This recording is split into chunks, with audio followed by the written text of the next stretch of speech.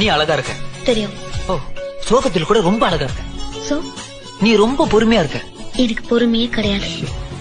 உனக்கு கோவமே வர மாட்டேங்குது. என் கோவத்தை பத்தி உனக்கு தெரியாது, தெரிய வச்சிடாத.